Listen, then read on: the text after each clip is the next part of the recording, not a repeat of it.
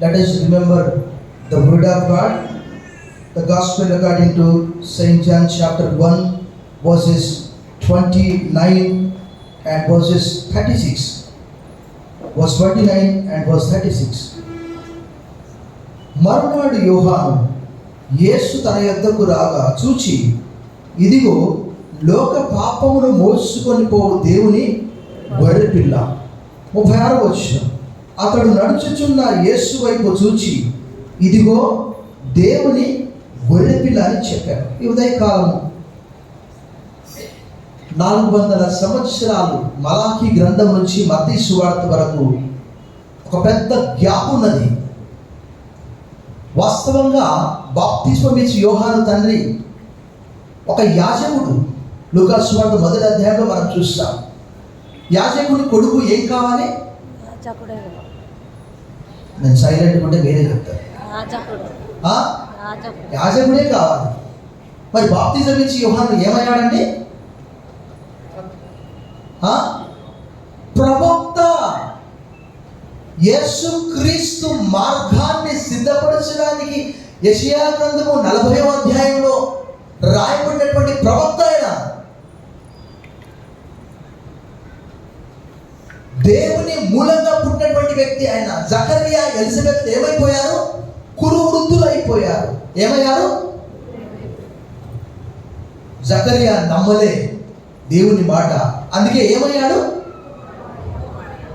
నీవు కూడా నమ్మకపోతే నీ మాటలు కూడా అంటావు, అంటావు. ఎవరు రారు అంటే ఎందుకొరకు ప్రత్యేకమైనటువంటి పుట్టుక పుట్టాడంటే, బాప్తిజం ఇచ్చి యోహాను యేసుక్రీస్తు కంటే ఎంత పెద్ద వయసులో? 6 మాసాలు పెద్ద. బిగ్గరగా చెప్పండి కూడా ప్రభు భయపరచు. అసలు బాప్తిజం ఇచ్చి యోహాను యేసు ప్రభువుని ఎప్పుడు చూడలేదు. ఆయన దగ్గరికి వస్తూ ఉన్నప్పుడు పరిశుద్ధాత్మ దేవుడు ఏమని చెప్పాడంటే, ఎవరి మీదికి ఆత్మ పావురం వలె దిగి వస్తుందో ఆయనే దేవుడి కుమారుడు అని దేవుడే తనకు చెప్పాడు. తన ప్రత్యేకమైనటువంటి పుట్టుక మనందరికీ తెలుసు. బాప్తిజం ఇచ్చి యోహాను తండ్రులను కుమారుల వైపు, కుమారులను తండ్రుల వైపు తిప్పుతాడనే మాట కూడా లూకా సువార్త 1వ అధ్యాయంలో రాయబడింది. అతడు పుట్టినందున అనేకులు సంతోషిస్తున్నారు. 400 సంవత్సరాల తర్వాత బలులు అర్పించాలి. బట్ యేసుక్రీస్తు వారే ఆయన రావడం చూసి బాప్తిజం ఇచ్చి యోహాను ఏమన్నాడు తెలుసా? ఇదిగో లోక పాపమును మోసుకొని పోవు దేవుని. బిగ్గరగా చెప్పండి, కొట్టండి బిగ్గరగా.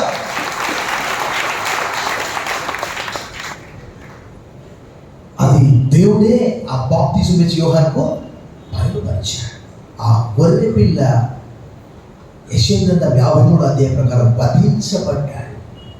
మన అతిక్రమముల కొరకై, మన దోషముల కొరకై. బైబిల్ గ్రంథం అంతట్లో జాగ్రత్తగా చదివితే ఎవరు పాపము చేసినా అపరాధ పరిహారార్థ బలి, పాప పరిహారార్థ బలి ఖచ్చితంగా చేయాలి.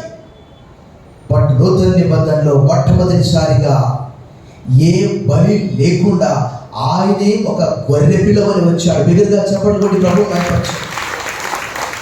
ఇది క్రీస్తు పూర్వం 750లో యెషయా గ్రంథము 53లో ఈ విషయాలన్నీ కూడా రాయబడ్డది. ప్రభు పోతూ చెప్పాడు, నన్ను జ్ఞాపకం చేసుకోవడానికి ఇది చేయండి అనగా, దైవ గ్రంథ ప్రకారము మానవుల పాపాలన్నీ కూడా రోమపత్రిక 8:3-4 ప్రకారము ఆయన పాప శరీర ఆకారంలోకి మార్చబడ్డాడు. కొరింథీయులకు రాసిన 2వ పత్రిక 5వ అధ్యాయంలో చివరికి వచ్చినప్పుడు రాయబడిన రీతిగా పాపం మెరుగని ఆయనను మన కోసము పాపముగా చేశాడు.